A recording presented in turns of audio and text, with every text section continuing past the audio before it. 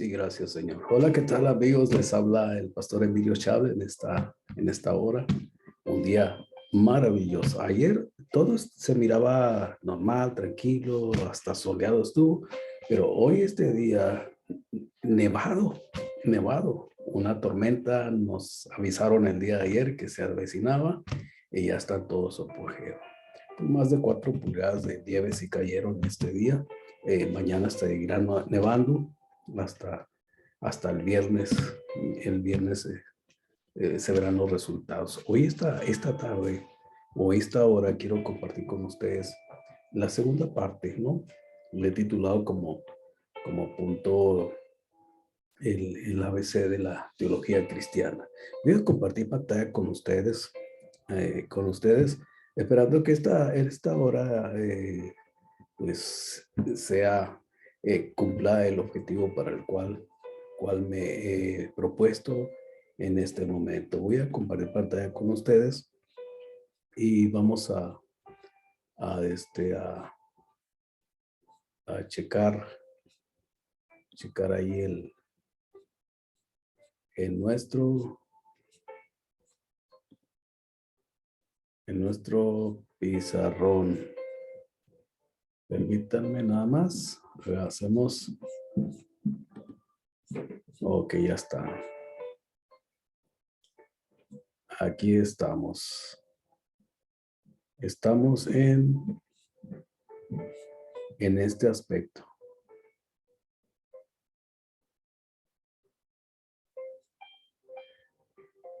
Después de la dispersión de la Torre de Babel,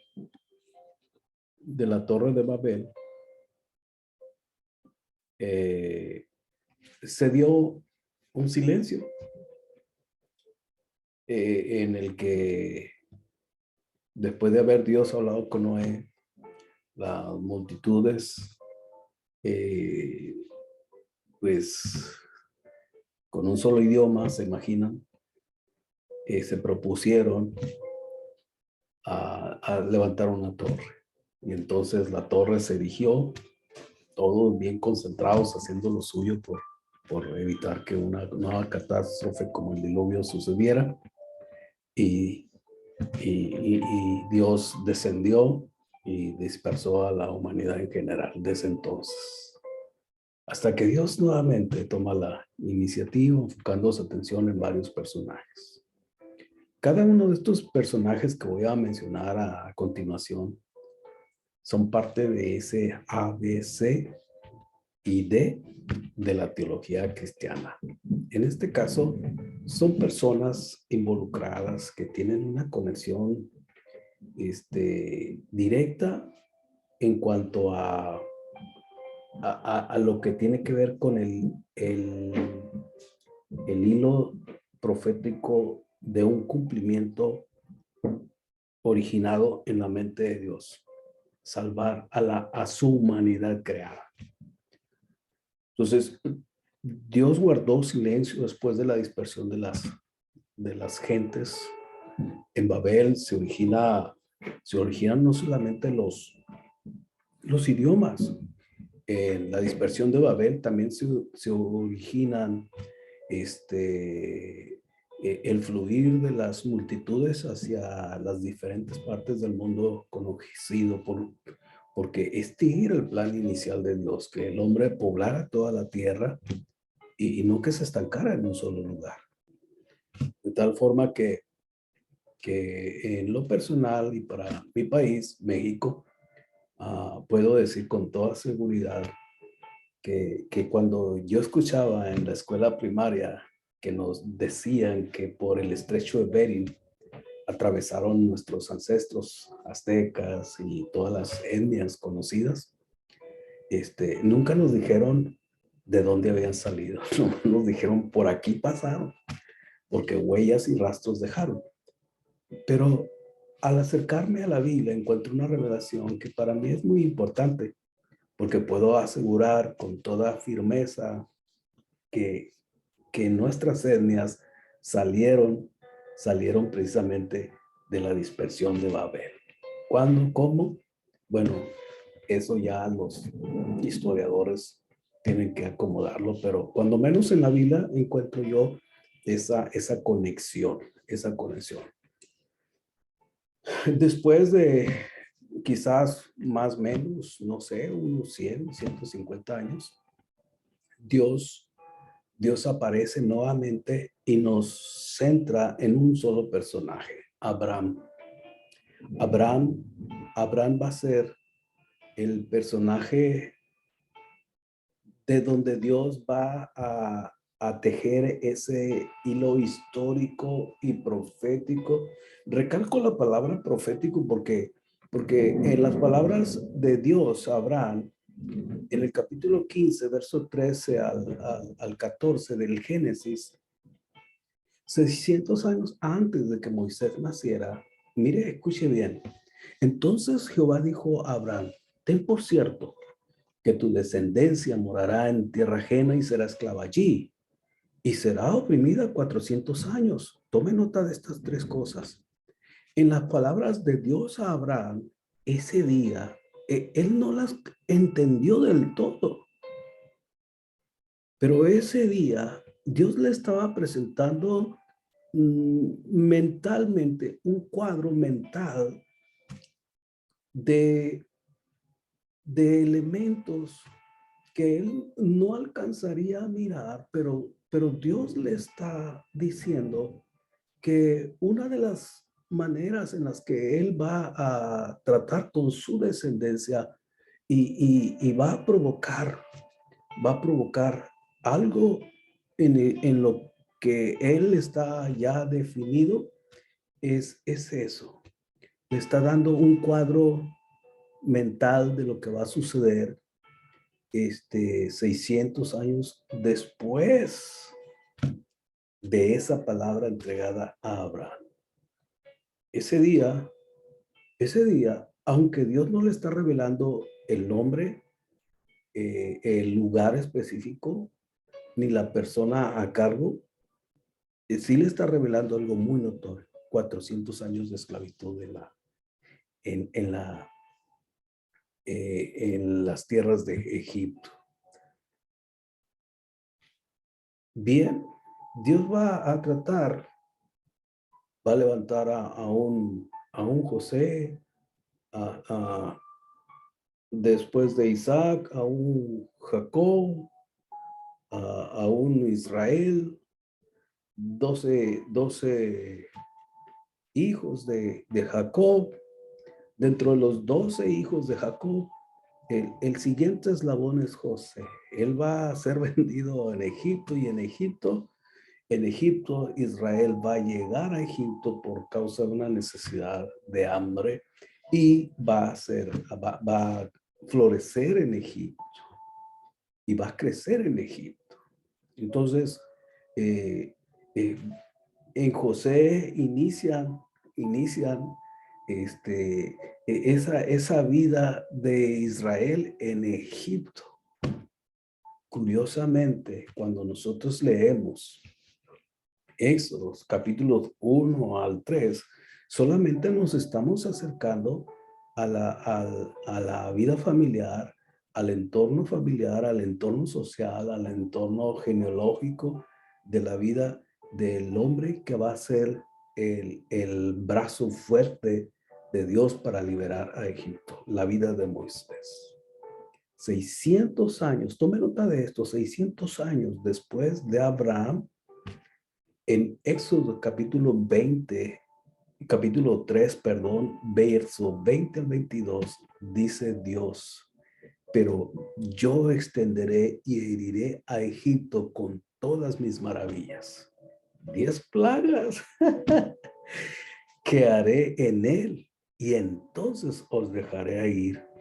Y yo daré a este pueblo gracia en los ojos de los egipcios, para que cuando salgáis no vayáis con las manos vacías, sino que pedirá cada mujer a su vecina y a su huésped alhajas de plata, alhajas de oro y vestidos, los cuales pondréis sobre vuestros hijos y vuestras hijas y despojaréis a Egipto.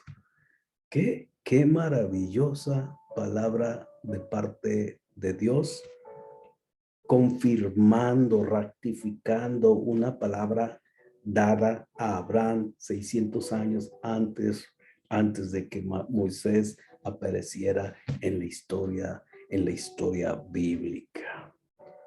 Pero no queda ahí, porque Dios sigue trabajando en la historia del pueblo. Moisés va a traer otra semilla de revelación para la naciente población israelita. Cuando nosotros leemos en Deuteronomio capítulo 18, el verso 17, lo siguiente: y Jehová me dijo, han hablado bien en lo que han dicho. Profeta les levantaré de en medio de sus hermanos como tú. Y pondré mis palabras en su boca y él les hablará todo lo que yo le mandare. Mas a cualquiera, fíjense bien la palabra cualquiera, que no oyere mis palabras, que él hablare en mi nombre, yo le pediré cuentas.